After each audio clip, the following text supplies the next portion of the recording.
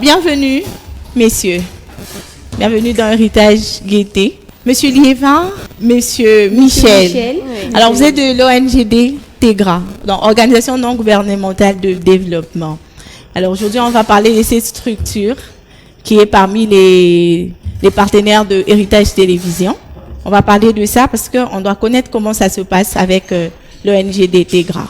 Vous pouvez quand même nous expliquer pour qu'on comprenne c'est quoi TEGRA ONGD. Oui, merci beaucoup pour la parole. Avant que nous puissions entrer dans le vif du sujet, je voudrais un peu me présenter, comme vous avez dit. Oui. Je m'appelle Monsieur Liévin Kaloubi. Je suis membre de la commission SECAD, qui veut dire secrétariat administratif de l'ONGD TEGRA, qui est pratiquement un organe qui s'occupe de l'administration d'une manière générale, de la gestion du personnel ainsi que des finances. Voilà. Ok, d'accord. Alors, une petite présentation aussi de l'autre côté avec Monsieur Michel Luangombe. Vous êtes chargé de suivi. Oui. D'accord. Oui, je répète. Oui. Chargé de suivi, évaluation des activités de TEGRA ONGD, de tous les projets. D'accord. Donc, c'est le travail que j'ai fait dans la commission du secrétariat administratif. Alors, avec vous, je le répète aussi, on va parler de cette structure, de l'historique, des objectifs et même des domaines d'intervention. Alors, je ne sais pas si c'est Monsieur Liévin qui va nous parler quand même de ces structures parce que vous êtes déjà dans l'administration de l'ONGD TEGRA. Ok, merci beaucoup encore une fois pour la parole. L'ONGD TEGRA, comme le mot l'indique, TEGRA, c'est-à-dire temps de la grâce, c'est un acronyme. Alors, l'ONGD TEGRA, c'est une organisation non gouvernementale qui est agréée. Alors, TEGRA vraiment accompagne le gouvernement dans ce que nous appelons ODD, donc Objectif de développement durable. Alors, pour le bien-être de la société, pour le bien-être des gens, de la population. Alors, pour matérialiser tout cela, TEGRA a mis sur pied 3 projets, à savoir le projet agropastoral, le projet sanitaire, ainsi que le projet éducatif. Par rapport au projet agropastoral, là, nous avons une étendue de presque 80 hectares sur laquelle nous faisons la culture vivrière et la culture maraîchère. Par rapport à la culture vivrière, nous faisons la culture de maïs effectivement.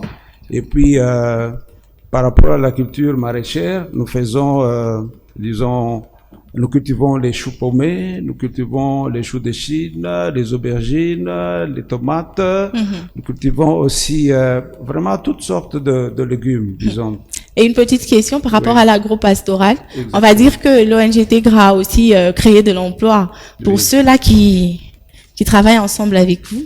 Exactement, parce que quand nous parlons du projet agropastoral, il n'est pas dit que c'est seulement moi et peut-être 2 ou 3 personnes qui vont s'occuper de ça. Il y a plusieurs personnes qui vont s'occuper de ça. Alors, comme nous sommes situés à plus ou moins 41 kilomètres sur la route Katsinga, alors nous avons pris les gens qui se trouvent dans les villages environnants. Vous voyez que ils sont venus nous prêter une main forte. Oui. Alors c'est déjà le travail que nous donnons à ces gens-là. Vous voyez, c'est déjà quelque chose. C'est déjà un plus déjà à la population. Alors je disais que à part la culture vivrière, nous faisons aussi la pisciculture. Nous avons pratiquement 13 étangs, mais l'idée est celui d'étendre jusqu'au moins avoir au moins 100 étangs et pour qu'il n'y ait pas, la production ne puisse pas être interrompue. Vous voyez, si nous commençons à produire et que la production... Il faut que ça soit d'affilée. Voilà, donc dans ce sens-là. Voilà. Donc, à part ce projet agropastoral, nous avons aussi le projet sanitaire. Alors là, nous offrons à la population les soins de qualité, de santé de qualité à moindre coût, parce que nous disons que nous sommes au service de la population. Vous voyez? Donc, nous sommes aussi dans l'éducation. Dans l'éducation, nous avons pratiquement 5 structures. Et les 5 structures, ça veut dire le complexe technique TEGRA. Alors là, nous avons toutes les sections techniques. Ok. Si pas toutes, mais quand même la majorité des sections techniques, la menuiserie, l'électricité, la mécanique, l'électronique, tout ça. Donc, là, on voit déjà vos élèves en train de travailler. Là, nous avons les élèves qui sont en train de travailler. Ils sont en pratique, session de pratique, parce qu'ils exercent la pratique au moins chaque samedi. Vous voyez. Donc, le complexe technique TEGRA, nous disons qu'il y a toutes les sections confondues. Nous avons aussi le collège. C'est là que nous trouvons les sections générales, littéraires, biochimie, pédagogie. Nous avons aussi l'ITEM. Nous avons un institut technique médical. Ah, ok. Cette année, nous allons avoir les premiers lauréats qui vont sortir cette année. Donc, et comme déjà, j'ai oublié de signaler que par rapport au projet sanitaire, nous avons aussi 6 structures. Donc, nous sommes au niveau de Kilo Belobé, Tegra Kilo Belobé. Nous sommes au niveau de la ville ici. Donc, Tegra ville, si nous pouvons appeler comme ça. Nous avons Tegra au niveau de Kinsenda. Donc, nous avons un centre de santé aussi Tegra de Kambove et aussi le centre de santé Tegra de Kasumbalesa. Oui. Vous voyez? Oui. Donc, c'est pratiquement ça.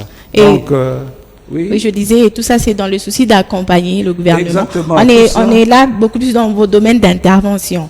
Oui. Alors, une petite histoire par rapport à l'ONG TEGRA, pour qu'on comprenne comment est-ce que ça a commencé, cette grande structure. Bon, TEGRA, pratiquement, c'est une association des jeunes élites, vous voyez, qui se sont mis ensemble un jour, pendant qu'ils étaient encore ils sont là, les 3 jeunes. Voilà. Alors, ils ont mis leurs idées ensemble pendant qu'ils étaient encore très jeunes. Okay. Et jour pour jour, ils ont mûri cette idée. Et voilà, aujourd'hui, et quand même, ça produit de fruits.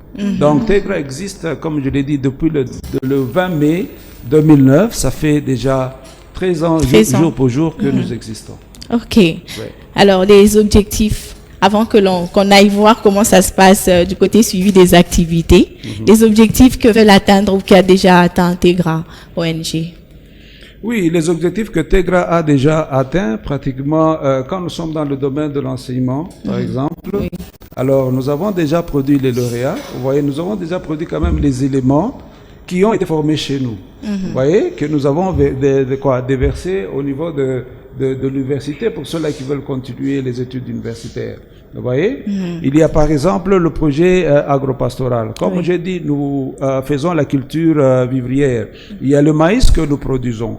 Et ce maïs que nous produisons, nous n'allons pas le consommer seul. Ce maïs-là, nous allons effectivement l'amener sur le marché. Mais nous n'allons pas le vendre à un prix vraiment exorbitant, cher. Vous voyez que nous allons nous le mettons à un prix accessible à tout le monde. Parce que c'est ça le but. Vous voyez? Donc, nous le vendons à un prix très bas. Nous contribuons effectivement au bien-être social. Vous voyez? Donc, ça, ce sont les quelques réalisations.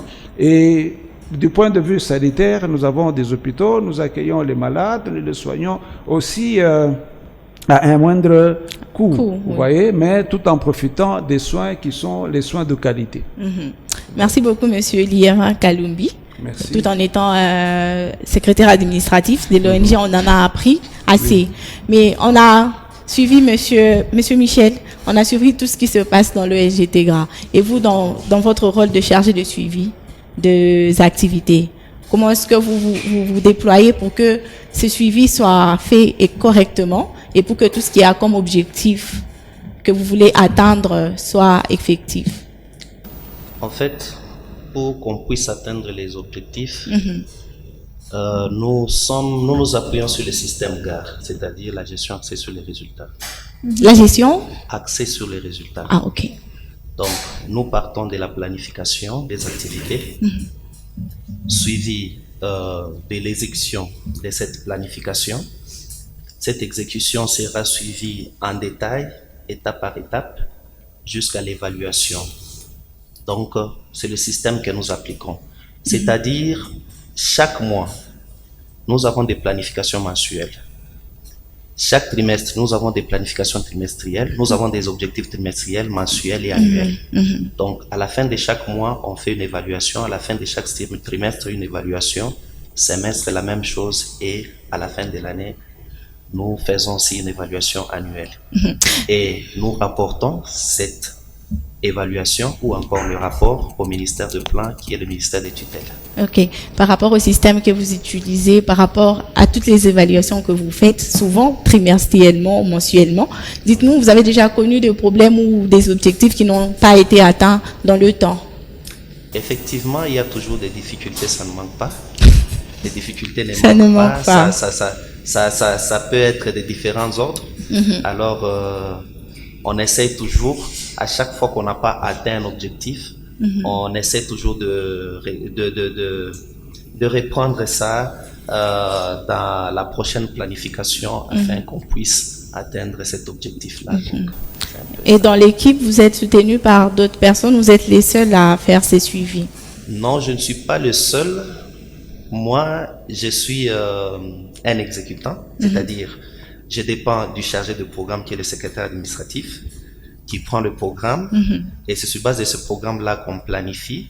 On soumet cette planification à l'équipe, à la commission du C4. Une fois la planification est adoptée, on responsabilise. Déjà, il y a des responsables pour chaque activité. Et moi, je fais le suivi par rapport à ces responsables-là. Et au niveau des chefs projets pour qu'on puisse atteindre les objectifs escomptés. D'accord. Merci beaucoup, Monsieur Michel Lwankombe. Et Monsieur Liévin, vous avez dit que c'est depuis 2009 que l'ONGD TEGRA existe. Exactement. Des projets d'avenir, ou c'est que vous voulez encore relever comme défi d'ici, je ne sais pas, 2050? Bon, de toute façon, les défis à relever sont toujours là. Oui. Probablement, il faut y aller projet par projet parce que on ne peut pas parler des défis d'une manière générale. Il faut y aller de projet par projet. Alors, par rapport au projet agropastoral, nous comptons étendre un peu l'espace. Vous voyez, nous comptons étendre un peu l'espace aussi longtemps que le besoin sur le terrain s'avère un peu beaucoup plus grand. C'est pourquoi nous pensons que nous ne pouvons pas nous limiter, nous voulons aller au-delà. C'est pourquoi je vous ai dit ici, nous avons pratiquement 15 étangs, mais nous voulons aller au-delà de 15 pour que effectivement la production ne puisse pas être interrompue. Vous voyez? Au niveau, par exemple, du projet sanitaire, bon, il est vrai que nous avons des structures parsemées à travers la ville, mais aussi en dehors de la ville. Mais nous comptons aussi implanter d'autres structures dans les milieux où nous ne sommes pas encore, là où nous n'existons pas. Vous voyez? Donc c'est dans ce sens-là que nous comptons effectivement relever le défi. Et il y a des gens qui voudront peut-être entrer en contact avec vous ou peut-être venir un jour donner un coup de pouce à l'ONG TEGRA. Et ces personnes-là peuvent faire quoi pour pouvoir vous atteindre? Toute personne qui voudra venir donner un coup de main à TEGRA, cette personne est la bienvenue. Et nous pouvons carrément les donner l'adresse. Ils peuvent venir nous voir à nos bureaux et puis nous allons expliquer davantage ce que TEGRA fait, parce que il est vrai que les gens entendent parler de TEGRA, mais jusque-là ils ne savent pas ce que c'est TEGRA. Voilà. Bon, dès qu'ils sont à nos bureaux, je pense que nous allons les fournir de plus en plus de détails. L'adresse de vos bureaux, un numéro de téléphone, adresse email. Bon, pour l'adresse, nous sommes au niveau de 31e poteau. Si vous prenez la route Kinsevere, vous êtes au niveau du 31e poteau, vous entrez, vous dépassez Congo œuf, et puis vous suivez la ligne de haute tension qui a été implantée récemment. Et cette ligne va vous conduire tout droit au niveau de nos bureaux. C'est là que est implanté même le projet éducatif. D'accord. Un numéro de téléphone, le numéro de téléphone, oui, nous avons l'adresse email. Le numéro de téléphone, c'est 081 403 12 17. Vous pouvez réitérer? 081 403 12 17, ça c'est le Vodacom, mais pour le numéro RTL 097 103 et 1042. Voilà les deux numéros D'accord. auxquels on peut nous trouver. Oui. D'accord. Merci beaucoup, Monsieur Liévin, Monsieur Michel, d'être passé dans Héritage Gaieté. Nous vous remercions. Mais ensemble avec les filles, on va revenir avec une très bonne musique que tu as préparée pour tous ceux-là qui aiment ta rubrique de clip du jour. On va revenir juste après le journal et la page publicitaire.